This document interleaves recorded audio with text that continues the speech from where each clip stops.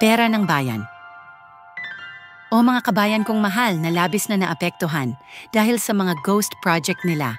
Walang iba ang bumabayad kundi tayo, ang mahirap, ang kawawa, lalo na ang mga batang nag-aaral sa hirap.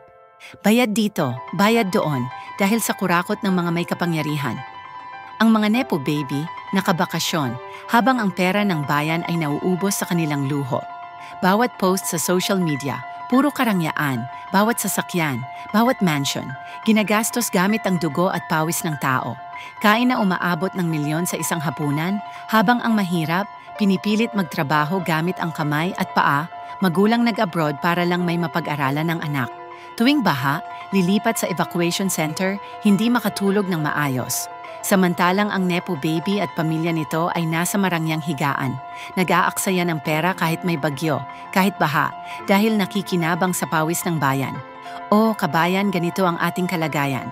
Ang luho nila kapighatian natin. Ngunit ang tama dapat ipaglaban, huwag hayaang patuloy na nakawin ang pera ng bayan. Paano nga ba mababago kung ang leader ay isa rin sa kanila?